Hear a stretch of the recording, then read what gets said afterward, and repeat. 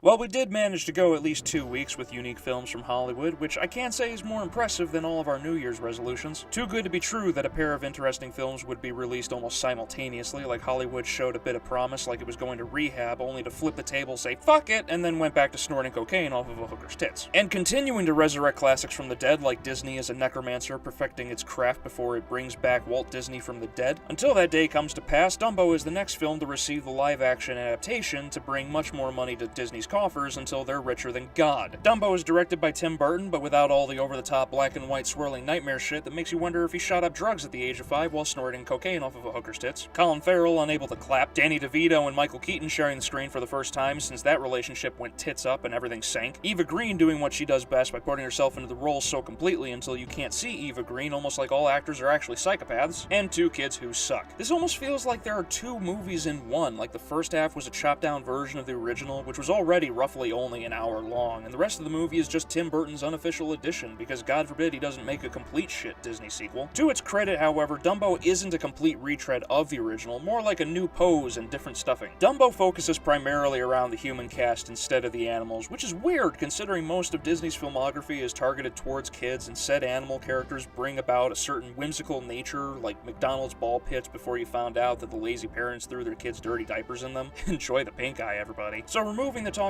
animals both as characters as well as from the movie erases much of the magic that a film like this should have. Like if you told your kids that the Easter Bunny isn't actually breaking and entering your house and shitting chocolate eggs all over the place and leaving chocolate casts of the victims that tried to get in on his turf. See? Completely ruins the magic. The first half certainly is more fun and interesting, sticking primarily to the circus itself, with Danny DeVito leading this troupe is way more entertaining, if not only because you wonder if his knees are going to give out during the takes. Colin Farrell has little to do in this movie, and his inability to hold a basketball really doesn't come up in the film as a major detriment at all for him to overcome, just more of an annoyance for him to put up with. And the children are fucking terrible. The son has the emotional impact of Jurassic Park 3, and the daughter, who is supposed to be super into science, never really gets a chance to science anything with science. And she looks like literally every single female character from a Tim Burton movie ever that takes place prior to the year 1970. Michael Keaton's role on this movie was so bad that it left me more uncomfortable than a backstreet handy. He's trying to play it up as a villain in a kid's movie, which is fine, but you can clearly tell that the character was written for Johnny Depp, who is thankfully completely absent from the film, probably because he's in the backstreet getting a handy. When Dumbo is on screen, that is when the film really shines. With how good Dumbo looks with his big old eyes, and his motivation to get his mother back is one of the few things left over from the original that works more than a neckbeard who was reliant on his mom's credit card. There really isn't much to the movie past this point. With Tim Burton's aesthetic style being drearier than a lonely wank after your prom date turned you down, the film feels like it lacks any happiness. The absence of the stuck-up elephants who dislike Dumbo leaves the only characters to get their comeuppance as 2 who you couldn't really care less about, and Michael Keaton, who is again phoning in this performance harder than the boy who cried wolf if he was a prank caller. The crows were removed, which also means that the best song from the original is as well, most likely due to a select sliver of people believing the original is actually racist, with an argument that is more flimsy than a wet piece of toilet paper and think we could land on the sun if we went at night. The mouse makes a cameo for about 10 fucking seconds and then goes away never to be seen again, because why should a movie about a flying elephant be fun? And that's the biggest crime since pineapple on pizza. Dumbo isn't